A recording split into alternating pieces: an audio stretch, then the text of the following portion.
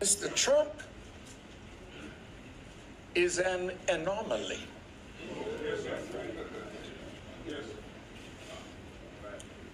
He's someone that doesn't fit the norm.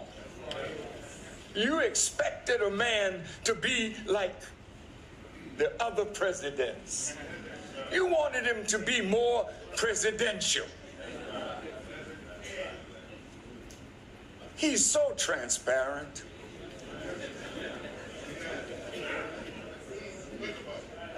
You wanted him to put on a suit and act dignified. Come on.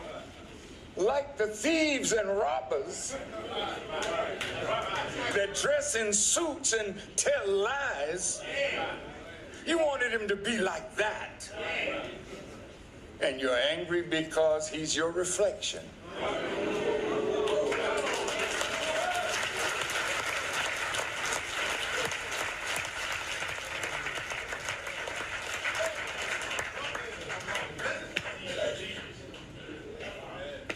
He's an anomaly.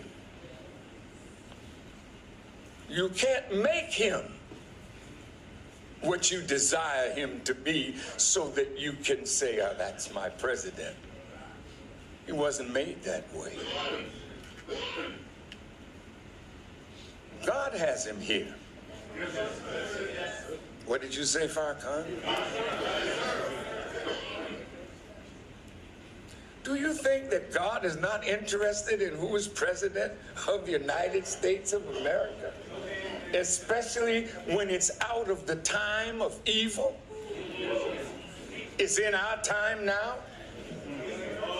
Mr. Trump,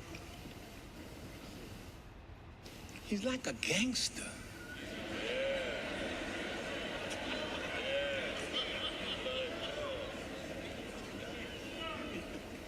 What? Just a minute, you know. If so-and-so's, I bombed the you-know-what out of them.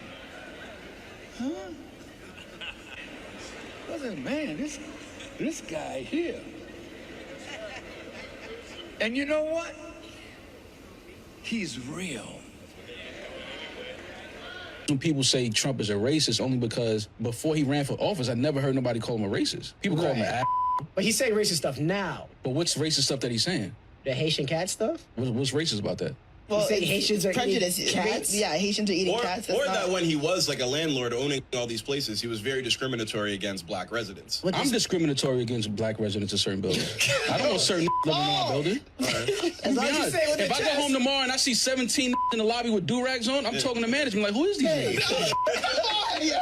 I'm from the hood. I don't want to see them in my building. You worked hard to leave? I worked hard to get away from these I'm not on them, I love them, but it's like I don't want to go to sleep and hear these in my lobby either. Right. But we don't want to be honest because we feel like, oh, you know, Trump is racist. No, he's not. A racist man is not going to let Jennifer Hudson and her family stay in his building after her family was killed. A racist man is not going to send the jet to pick up Nelson Mandela in Africa once he was freed from prison. A racist white man. Why is he doing that if he's racist? Not really a racist.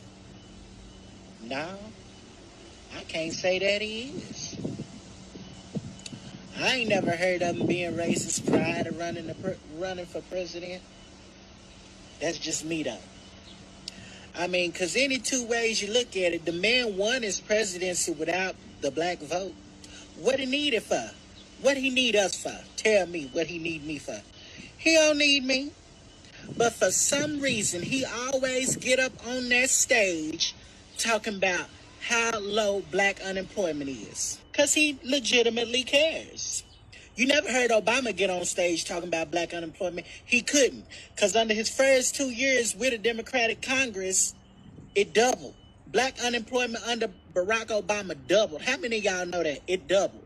It literally doubled. It went from 8% to 16%. How you get around that and no media say nothing about that? But Donald Trump, getting it to the lowest it's ever been recorded, like I said, he don't need us.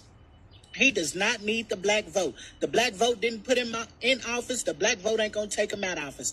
But the fact that he gets up there on them stages every chance he get and tells us how we are doing, because I ain't going to say that. We too crazy to realize it ourselves. You know what I'm saying? He ain't got to do that. He ain't got to get up there when he was running for president. He didn't have to get out there talking about what do you have to lose? Vote for me. He didn't have to do that, but he did, and we grateful that he did.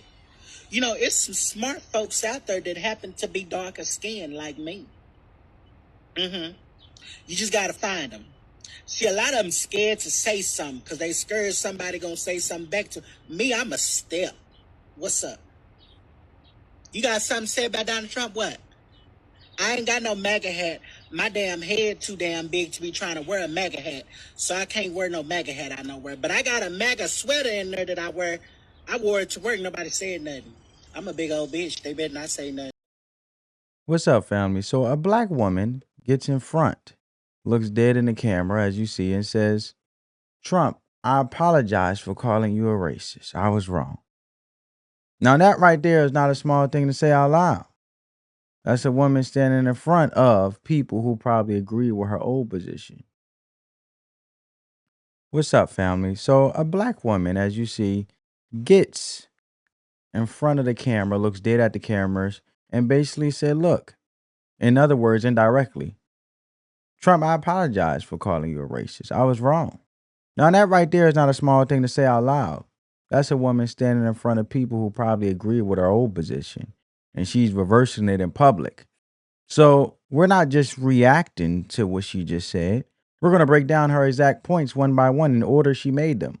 And I'm bringing real research and real receipts to back it up or push back on it where it needs pushing back. So if you're new here, hit the like button, subscribe, and turn on your notifications because you don't want to miss where this one goes. Let's get into it. Her first line was simple, right? When you look at it, what's up, family? What's up, family? So as you see, a black woman gets in front of the camera and basically say, look, individuals who are calling Trump a racist got it all wrong. And now that right there is not a small thing to say out loud. That's a woman standing in front of people on her video camera. What's up, family? So a black woman gets in front of her camera, looks dead in the camera, and basically saying, for those who are saying Trump is racist, got it all wrong. And that's a woman standing in front of people who probably agreed with the old position of Trump being a racist. And she's reversing it in public, saying it dead to the camera. So we're not just reacting to this clip today. We're going to break down the points one by one in order, right? And I'm bringing real research and real receipts to back it up or push back on where it needs pushing back. So if you're new here, hit the like button, subscribe, and turn on your post notifications because you don't want to miss where this one goes. Let's get into it. So the first line, Louis Farrakhan, the man in the beginning of this clip, said, Trump is an anomaly. He doesn't fit the norm. And I want you to sit with that word for a second because anomaly just means something that breaks the pattern, something that doesn't match what you expect. So the question becomes, what exactly is the norm he's talking about? Think about it like this. The norm when it comes to American presidents is a very specific type of person. Somebody who's been coached for years, somebody who's read a teleprompter and never stumbles, somebody who answers a hard question with 3 sentences that sound good but don't actually say anything. That's the norm. That's what we've been trained to expect from the Oval Office. Smooth, polished, careful, every word run through a team of advisors before it ever leaves their mouth. And here's where it doesn't add up for a lot of people. Trump doesn't do that. He talks the way a regular guy at the barbershop talks. He goes off script. He says the thing that's on his mind in a moment. And sometimes that thing is messy or it's blunt or it's flat out doesn't sound presidential, as some would say. And for years, we've been told that not sounding presidential is disqualifying. That if you don't have this smooth delivery, you can't be trusted with the job. But let's be real for a second. Think about the coworker everybody knows. You got one coworker who's real smooth, always got the right thing to say in the meeting, always sound like he's got it together. And then you got the other one who's blunt, who tells you straight up when something's wrong, who doesn't sugarcoat it for you. Now, here's the real question. Which one of those two actually gets the job done when it matters? Because I've seen plenty of smooth talkers who never deliver a single thing they promise. And I've seen plenty of blunt people who you can actually count on because what they tell you is what's really happening. And this is where I think the real frustration with Trump comes from. It's not really about whether he's polished. It's about the fact that he breaks the performance. For decades, every politician on both sides has agreed, whether they say it out loud or not, to play a certain role, talk a certain way, look a certain way, avoid saying certain things directly. Trump didn't sign up for that agreement. He just says it. And when somebody breaks a performance, everybody else has been playing along with for their whole career. That makes people uncomfortable. Not because what he's saying is automatically wrong, but because the whole show gets exposed for what it is, a show. So when Louis Farrakhan, he called Trump an anomaly in the beginning of this clip, what he's really pointing at is this. He's not the actor everybody else agreed to be. And this is where his next point built directly on that. Because the next line is where it really turned the volume up. People wanted Trump, he said, to put on a suit and act dignified. And I quote what he said, like the thieves and robbers that dress in suits and tell lies, end quote. And family, I had to sit with that. I had to sit back for a second when I heard that, because he just named something a lot of people feel but never put into words.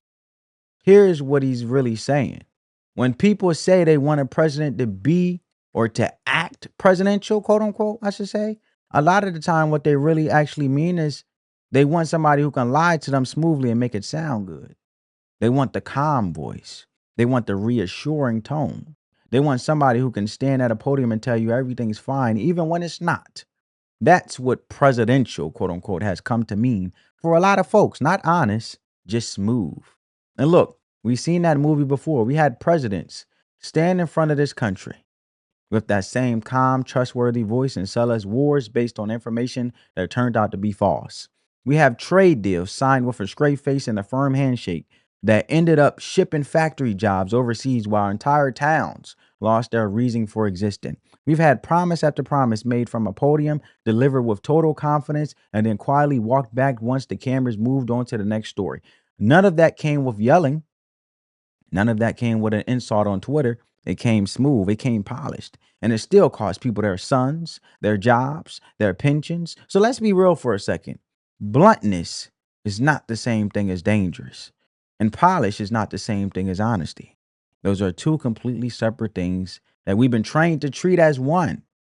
A man can say something rough, something that makes you wince a little, and still be telling you the truth.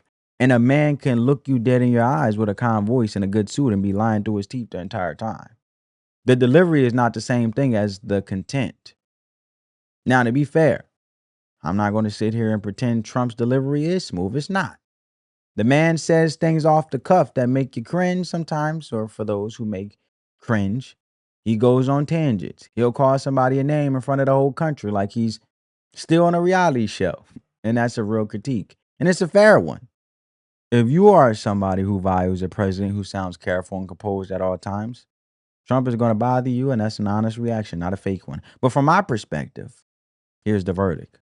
I will take rough delivery with real follow-through over smooth delivery with broken promises every single time. Because at the end of the day, you don't remember how good a politician sounded 5 years after he lied to you. You remember what he actually did or didn't do for your family, your job, your street. The tone fades, the outcome doesn't. And that's the piece I think a lot of people miss when they judge Trump only on how he talks instead of what he's actually done. Style points don't pay your mortgage. Results do. Now, here's where the speech took a turn a lot of people weren't ready for, because next, he didn't just talk about how Trump talks or acts. He made a claim about why he's even in the position in the first place, and that's a whole different conversation. Now, the next line took the whole speech somewhere different. He said God has him here. Not luck, not timing, not some random shake of the political dice. Placed. That's his word. And I want to be straight with you about what kind of claim that is before we go any further. That's a faith claim. That's not a policy argument. And it's not something you can run through a fact checker. So if you don't share the belief, I'm not here to tell you that you have to. I'm not going to sit here and pretend I can prove what's in the mind of God to somebody who doesn't already believe there's a God directing anything. What I can do is show you what he's basing that belief on, unless you decide for yourself what to make of it. Here's the pattern he's pointing at. And family, this part is just facts, no matter what you believe about why it happened. This man got impeached twice and stayed standing. He got hit with 4 separate criminal indictments and stayed standing. He sat for a mugshot, an actual booking photo, something no former president in the history of this country has ever had happen to him, and he stayed standing. And this year, a bullet came within inches of his head at a rally in broad daylight, close enough that it clipped his ear, and he stood back up in front of the crowd with blood on his face and pumped his fist in the air. That's not a talking point. That's not a spin. That happened on camera, in front of the world. So here's the tension I want you to sit with.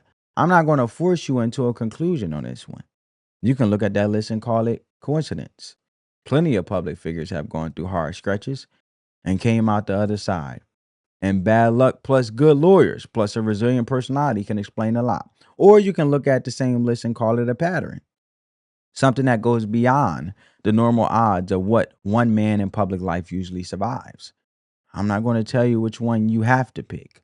I'm just going to tell you that both of those readings are sitting right there on the table. And a lot of people looking at the exact same events walk away with completely different conclusions. But here's the bridge. Rather, you are the praying type or you're not. Call it providence if that's your language. Call it resilience if that's yours. Either way, the survival record itself isn't up for debate. It's verifiable. It happened, and that's worth sitting with, whatever name you put on it. Now, here's where he stopped being polite and got real. Right? Now, this next part is where he stopped holding back. He said Trump is like a gangster. And he meant that as a compliment in his own way, because right after he said it, he added, he's real. And then he dropped a line that I think is the whole center of his entire speech. He said nobody called Trump a racist before he ran for office.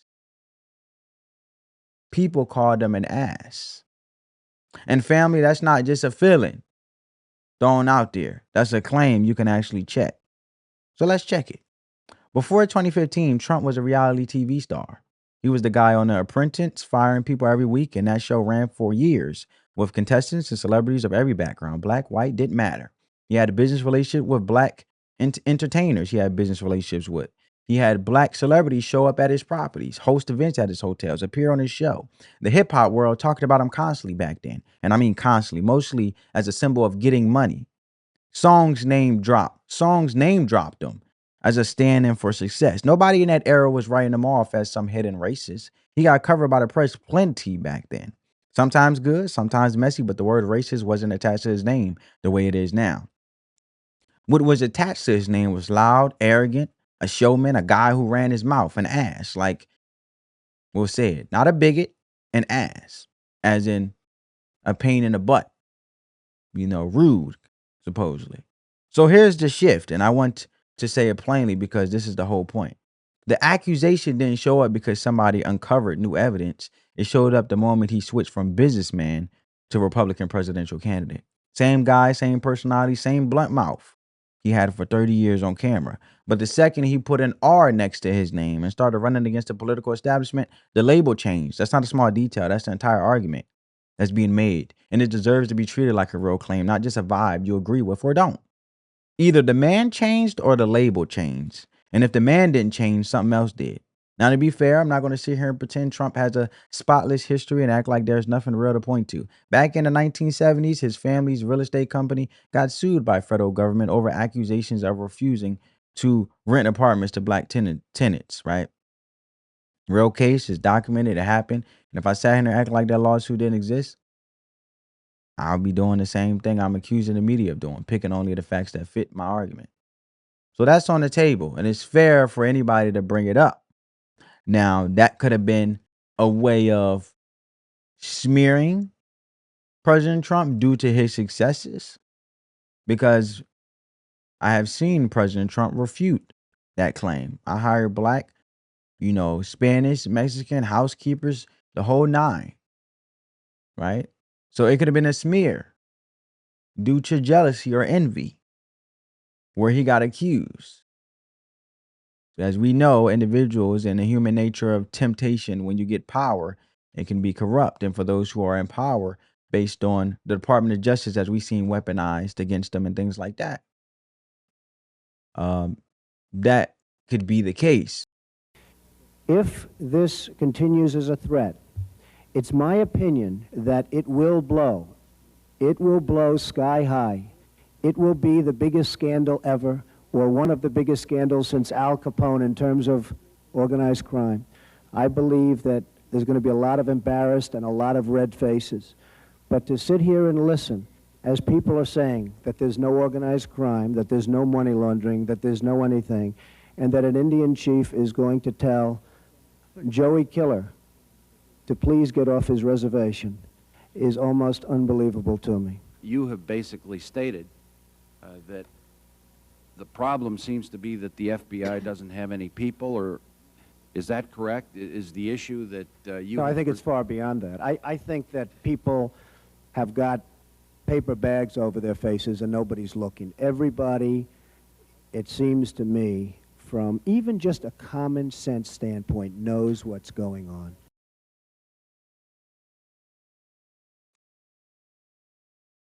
Did you submit this list to the FBI at any time? I'm not a law enforcement officer. I'm not supposed to be going around checking Indian reservations. That's what you have the FBI for, and they're very capable, the most capable. But that's not my job. The Indians don't have to pay tax. Nobody's more for the Indians than Donald Trump. And you ask about competing. I love to compete. Nobody likes, and I think many of you folks up there know for a fact that I love to compete. But I like to compete on an equal footing. I'm competing and paying hundreds of millions of dollars in tax.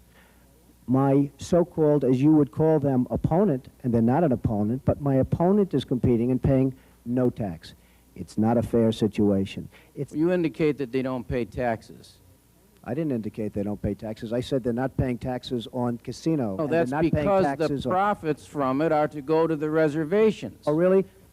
In spite of the FBI testimony that this is not a significant problem, Mr. Trump, in one sentence you say they are the most capable of agencies and that you're not a law enforcement expert, and then you tell us that you have superior knowledge to their knowledge about the extent of organized crime on Indian reservations. You've got a totally closed mind on the subject, sir. We could walk in here with the greatest proof in the history of the world, and frankly, your mind is so closed for whatever reason that I can't believe it. But you don't have that. If you really want to study this, yes. When you tell me that there are no FBI agents assigned to the Indian reservations, and yet you have tremendous numbers in Las Vegas and in Atlantic City, tremendous numbers. In fact, two of their largest places.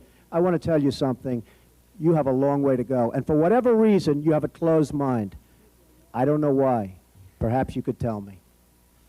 No, Mr. Trump, I have a closed mind against evidence that is not substantiated. Oh, well. I have a closed mind against statements that are made about other people in generality. You're going to be very embarrassed in 2 years, sir. You go on a radio show and you say, now some drunken Indians want to come down here and open a reservation. I didn't say that, sir. Quote it. I didn't say that.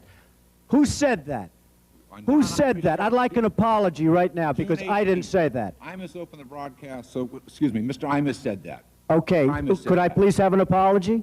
You can have an apology. Thank you, sir. Went on to, is this you discussing Indian blood? We're going to judge people by whether they have Indian blood, whether they're qualified to run a gaming casino or not? That probably is me, absolutely. Because I'll tell you what, if you look at some of the reservations that you've approved, you, sir, in your great wisdom have approved, I will tell you right now, they don't look like Indians to me. And they don't look like the Indians. Now, maybe we say politically correct or not politically correct. They don't look like Indians to me, and they don't look like Indians to Indians. And a lot of people are laughing at it, and you're telling how tough it is, how rough it is to get approved. Well, you go up to Connecticut, and you look. Now, they don't look like Indians to me, sir. Thank God that's not the test of whether or not people have rights in this country or not, whether or not they pass your look test. Depends whether, yeah, depends whether or not you're approving it, sir. No, it's not a question whether I'm approving it. It's not a question whether I'm approving it. Mr. Trump, you know in the history of this country where we've heard this discussion before, they don't look Jewish to me. Oh, really? They don't look Indian to me. They don't look Italian to me. Mm-hmm. And that was a test for whether people could go into business or not go into business, whether they could get a bank loan. You're too black? You're not black enough? I want to find out. Well, then why you're approving for Indian? Why don't you approve it for everybody then, sir? If your case is non-discriminatory, why don't you approve for everybody? You're saying only Indians. Wait a minute, sir. You're saying only Indians can have the reservations, only Indians can have the gaming. So why aren't you approving it for everybody? Why are you being discriminatory? Why is it that the Indians don't pay tax, but everybody else does? I do. Why is it that I pay tax? Why is it that senior citizens get tremendous benefit from the taxes that a certain industry does, but the Indians aren't contributing to that? Why aren't the Indians, excuse me, sir, why aren't the Indians that are making all the money in Connecticut, which is the most successful of the Indian reservations, why aren't they spreading the wealth with the other Indians, sir? Why don't you do something for the other Indians that are living in total poverty? Because you know why? Because their reservation Mr. Trump, is if you'll too give far the away. chairman a chance to answer your question. See, family, I used that Washington Post example for a minute, but before I get to that point, speaking it back about Trump refusing black tenants. See, the establishment, typical politicians, they have had a pattern since back in 1993, have been calling Trump a racist. Every time Trump calls out the truth, they call him a racist. They're trying to say that he refused black tenants. Trump employed black individuals. Trump actually made sure that HBCUs, historically black colleges, didn't have to come back to the government begging for historical black colleges or black universities to continue to beg for funding from the government. However, he made sure they had a lifeline and didn't have to keep coming back to beg for funding. You see in the clip, and when the black woman had mentioned that Trump was concerned and actually cared about black unemployment. See, ghetto is a behavior that exposes the content of somebody's character, and that could be any race, because all ghetto is being reckless, loud, outlandish, speaking in rhetoric that is really vulgar and destructive and very speaking in profanity. That's a behavior that exposes content of character. It doesn't matter the race. I mean, most individuals who are ghetto are reckless, right? Have reckless behavior. That's the common denominator. Because if you would want individuals to be in your properties who constantly destroy things as a tenant because they feel as though, oh, I won't have to bear the responsibility of it anyway. So and so can fix it because it's their property, not mine. So I can just tear it up.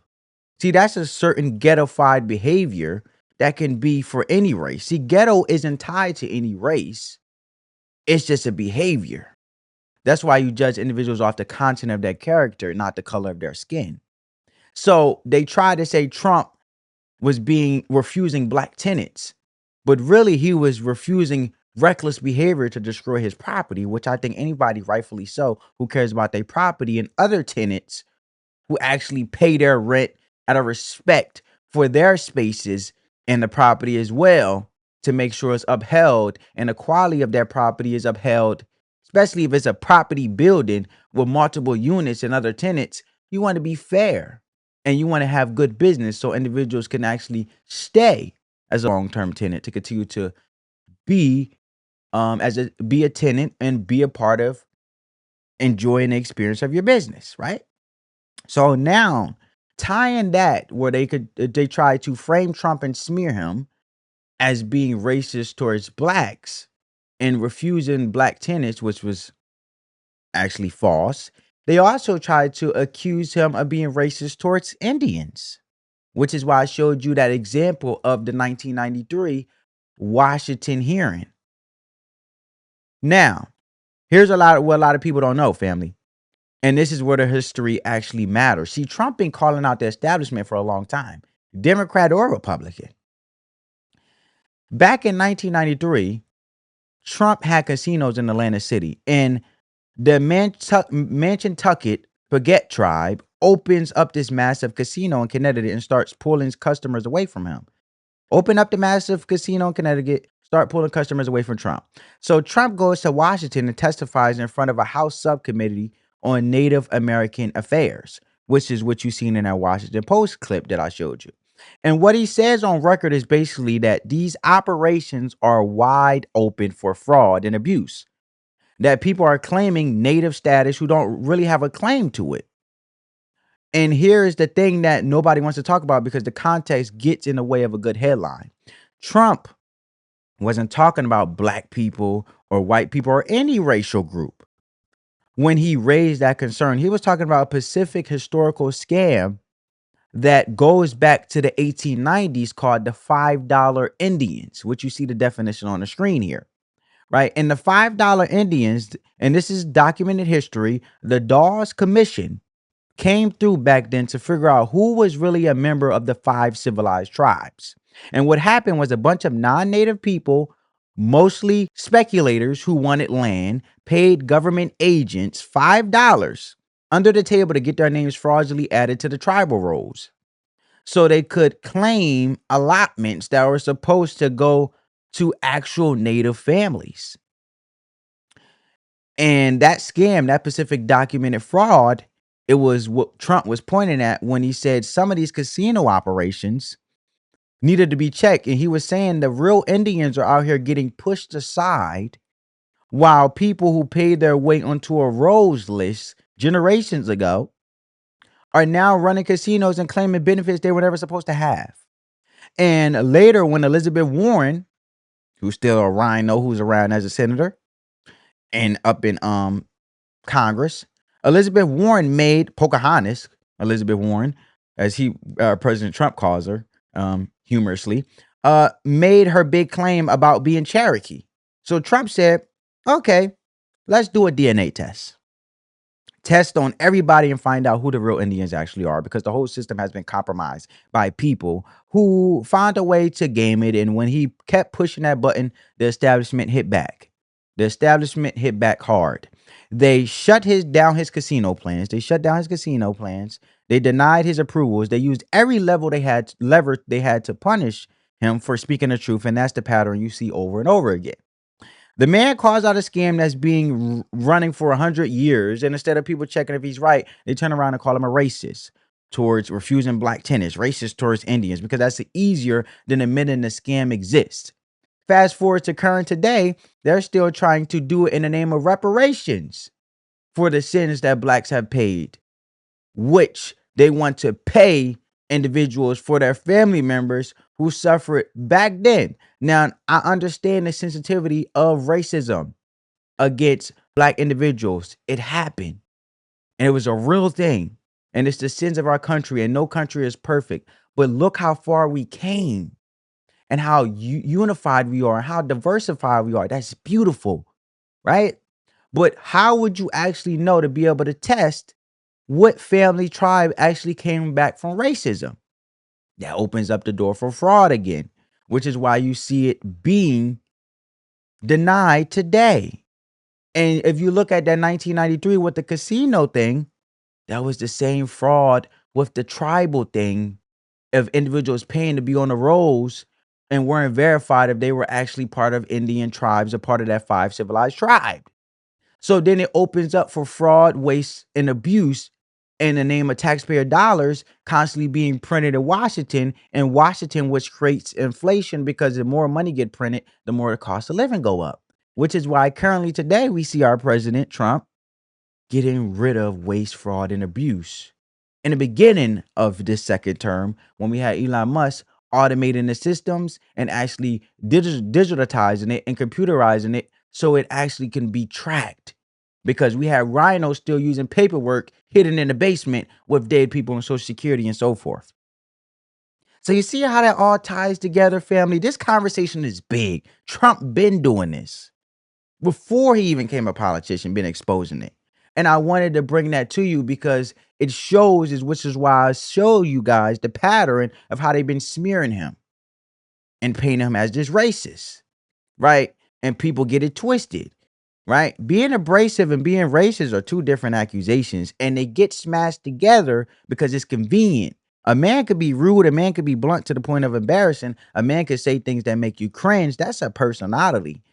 But when it comes to racial, it's a different charge entirely. And that's believing somebody is inferior because of their race and treating them accordingly, like they're lower than and they don't have no rights, and they're basically the little guy and you can control them and run over them. And collapsing those two things into one word makes it easy to disqualify somebody without doing the actual work or proving the harder charge. And once you understand that difference, it changes how you listen to everything that came after. And that's exactly what you got into, right? That's exactly what I'm getting into. Because when you look at it, the crowd, right, didn't let the claim just land and move on. They came back with specific accusations. And every single one of them directly was a smear. Let's talk about the clip earlier on, right? Where the man was basically saying, look, he called out Pacifics when it came to the whole Haitian cat situation out of Springfield, Ohio. Let's break that down in plain English because a lot of people only caught the joke version of the story and never got the actual facts underneath it. Here's what really happened. Springfield is a small city, and over a short stretch of time, thousands of Haitian migrants moved in under a legal program. Say Trump is a racist only because before he ran for office, I never heard nobody call him a racist. People call him an ass. But he's saying racist stuff now. But what's racist stuff that he's saying? The Haitian cat stuff? What's racist about that? Well, Haitians are prejudice. eating cats? Yeah, Haitians are eating cats. Or that when he was. That's what I'm talking about now, family. The earlier clip, the first clip I showed you guys before I showed you the Washington hearing in 1993 casino thing, basically refuting and showing you guys the pattern of how they call him a racist to smear him when he calls out the truth. But when you look at this Haitian thing, right? Haitian migrants moved in under a legal program, changing the population fast. And we're talking a town that had to absorb a number of new residents. Most cities take a decade to add in just a couple years. That part is real and it's documented. Local schools, hospitals, and housing all felt the strain. And city officials on record talked about the pressure it put on services. Now, the cat eating claim specifically, that piece got traced back to unverified local rumors and social media posts. No police report or city record ever backed it up. So you had a real verifiable strain on small cities' resources, and then a separate unverified rumor got stapled onto it and blown up into a national story. And that distinction matters. Pointing out that a small city's population changed faster than its infrastructure could handle is not a racial hatred. That's a policy conversation. You can criticize how a migration program was run, whether a city had enough notice, whether resources kept pace, all without saying a single word about anybody's race. Calling that racist doesn't make the criticism go away. It just makes the word racist mean less every time it gets used on something that isn't actually about race. Now, when you look at the second accusation, right, was heavier because it was brought up that, Trump was a landlord discriminatory towards black residents. And like you heard him say right here, I'm going to play it again. Like a landlord owning all these places, he was very discriminatory against black residents. I'm discriminatory against black residents in certain buildings. I don't want certain living in my building. He's talking about ghetto behavior. And again, that doesn't tie to race. That could be any individual. That is a action and behavior that exposes your character. So he said, if I came home to a group of guys, do rags posted up in the lobby, I'll be going straight to management, asking who let them in. And that goes to my point earlier. You won't want individuals in your property who are considered a danger to your tenants or being a tenant that's being destructive with ghettofied behavior. So wanting distance from chaos you spent years climbing out of, and that's his point. That's a human thing. In this clip here, people do that with old neighborhoods, old habits, old relationships, old versions of themselves they had to fight to leave behind. Wanting peace and quiet after you worked for it isn't hatred, it's self-preservation, especially for your tenants and those in his property. For example, Trump's individuals want peace when they go home. Their home is their peace. So the real problem with skipping past that nuance, when you call every instance of somebody wanting boundaries a form of racism, you drain the word of its actual meaning. And once a word gets stretched to cover everything, it stops meaning anything specific at all. That's dangerous because when real racial or racism hatred shows up, actual harm, actual malice, people are numb to the word by then because it's been used on everything from a policy debate to a woman just wanting a quiet lobby. Or a man wanting a quiet lobby, and Trump wanted his lobby and his property to be quiet out of respect for individuals who live in his property. So most people don't do when they make a claim this heavy is bring proof. And you heard the facts in the name of human nature. People don't want to be dealing with that.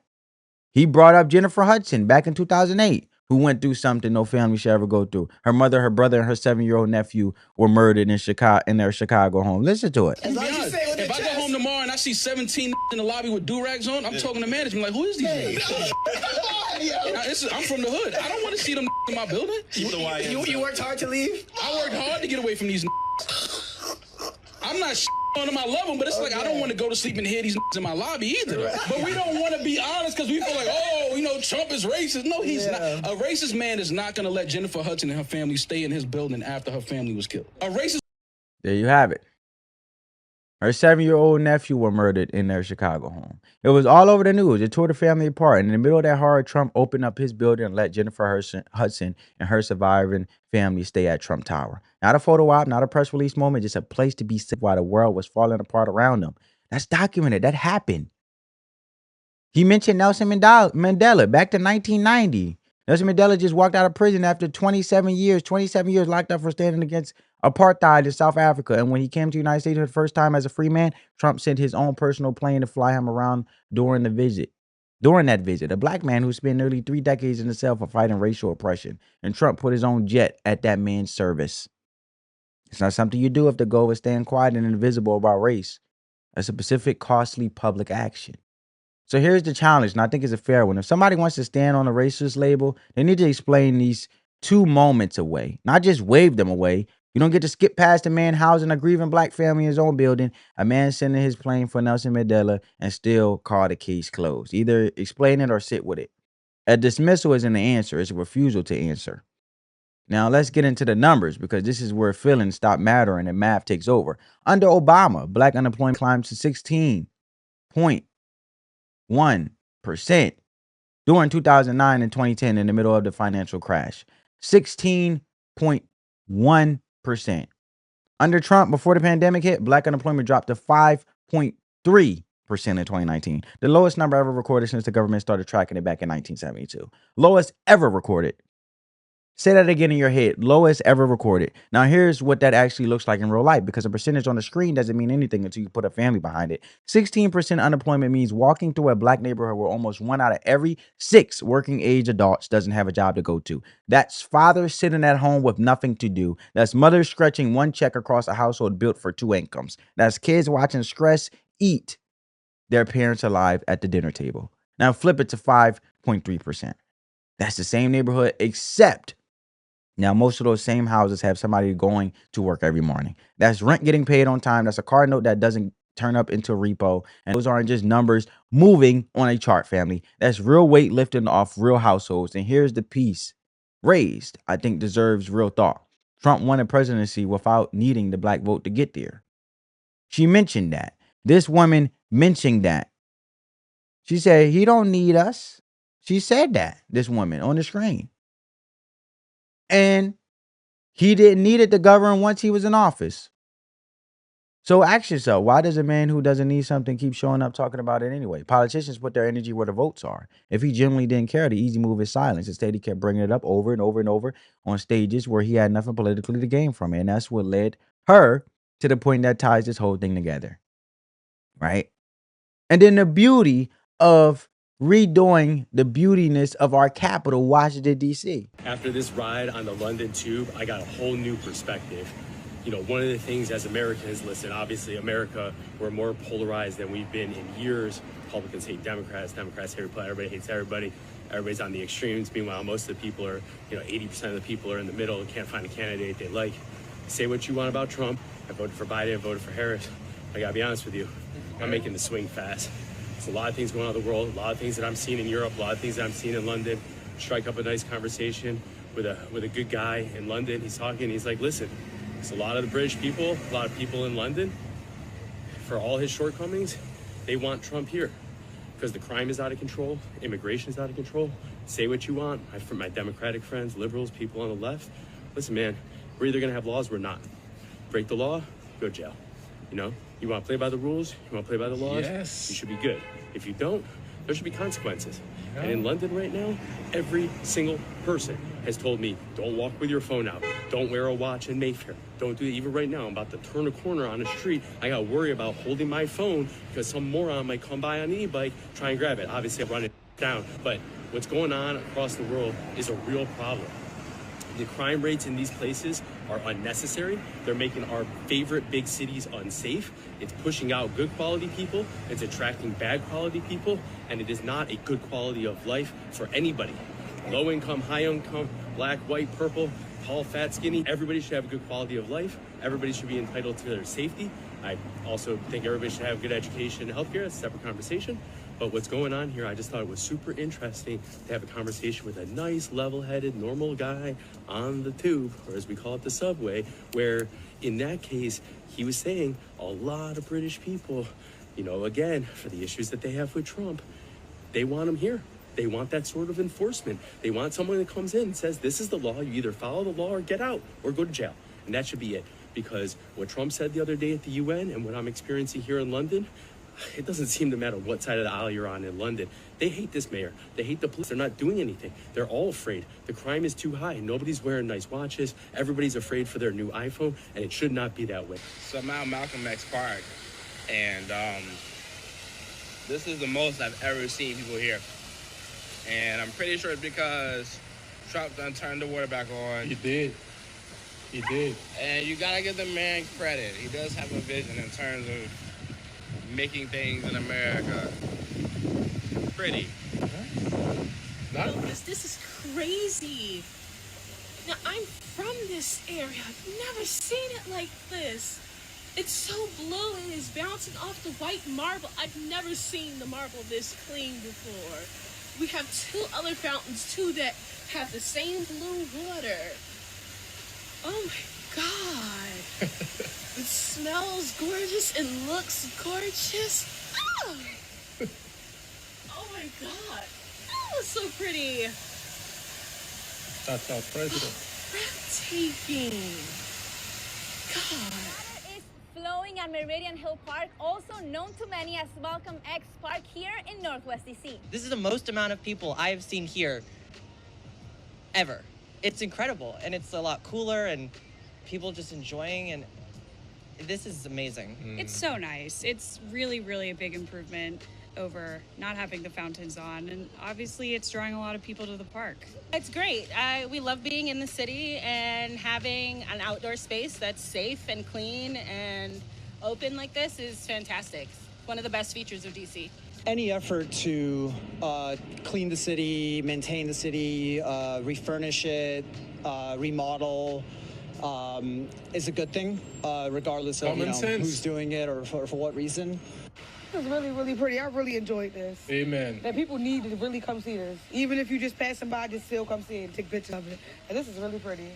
What do you think? What do you think about this? I found Nemo. The money could be spent better elsewhere. What do you think about that? I mean, of course, the money could always be spent better elsewhere, but I mean, why not? This is too pretty for you to pass up on this. Trevi Fountain in Rome, it's gorgeous.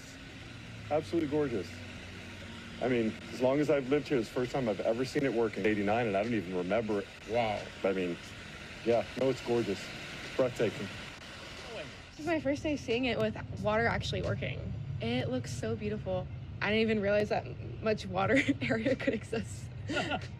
I love it, I love it, I love it. Just the thought of it, you know, being remodeled is a great pleasure to, I guess, for the community, the whole community.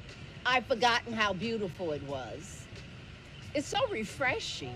I come here all the time.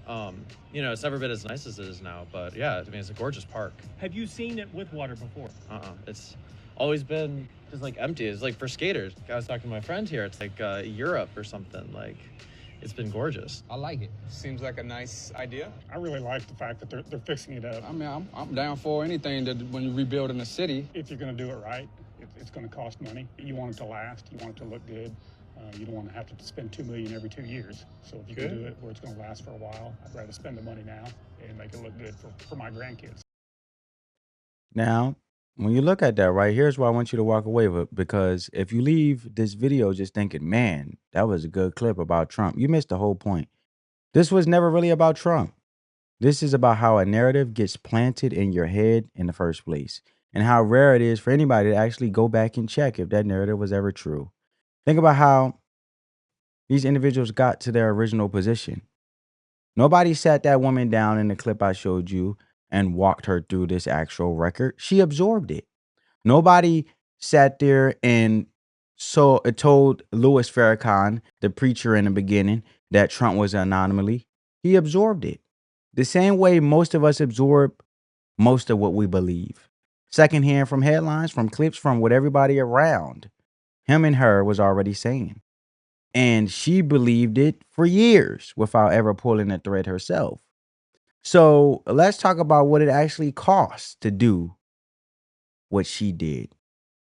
Because standing up and reversing a political position you held for years isn't free. It comes with a price, especially in her own community. She's going to get called names for this. You heard her say, I got a MAGA hoodie and I wore it at work, and I dare somebody to say something. I'm a big girl. She said that. She's going to have people in her own family look at her different at the next gathering. She's going to lose friends who decide that this one change means she turned it to somebody else entirely. That's real. That's not a small thing to walk into with your eyes open.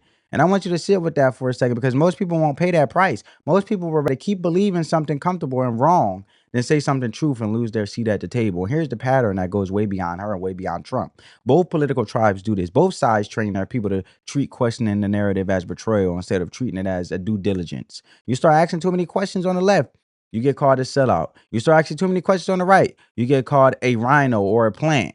Either side will tell you loyalty means never checking your own side's homework. And that's exactly backwards. Loyalty to truth means checking everybody's homework, especially your own sides, especially the side you already agree with, because that's the side you're least likely to question on your own. So here's the practical takeaway I want you to actually use. Before you repeat something, verify it. Watch the full clip, not the 15-second version somebody cut to make a point. Read the actual policy, not just the headline about the policy. Check the real numbers yourself instead of trusting whoever posted the graphic. That's not complicated. That's just basic due diligence. The same thing you do before buying a car or signing a lease. Nobody would sign a lease off a 2-sentence summary somebody texts them. Don't sign off on your political beliefs that way either. Now, from my perspective, here's the verdict. You don't have to agree with where she landed. You don't have to become a Republican. You don't have to defend Trump on every single thing he's ever said. That's not the assignment. The assignment is to do the same homework she did and the rest of the individuals in these clips did. Before you land anywhere, check the clip, check the record, check the numbers, and then land wherever the truth actually takes you. I'm not here to tell you what to do or tell you how to think. So let me ask you directly, family. Have you ever found out you were wrong about a political figure? I have. Something you believed for years that you said out loud, that you defended in arguments, and then you actually looked into it, it didn't hold up. What changed your mind? Drop that in the comments, because I guarantee you, you're not the only one. Now, I want to close with something out of Isaiah chapter 55, verse 8 and 9. It says, "For my thoughts are not your thoughts, neither are your ways my ways, declares the Lord. For as the heavens are higher than the earth, so are my ways higher than your ways, and my thoughts than your thoughts." End quote. Now think about that, how that connects to everything we just walked through. Much of what we believe on assumption, not on actual understanding. We think we got it figured out because we heard it enough times, but there's actual higher view. There's always a higher view, a fuller picture sitting above whatever virgin we grabbed onto first. And if you're not the spiritual type, here's the same lesson in plain terms. The most dangerous phrase in your own head is, I already know. The second you stop checking, you stop growing. Stay open to the evidence, even when it costs your identity something. Spread that peace, love, and positivity. Let the love supersede the hate, family. I'll catch you in the next one. Peace.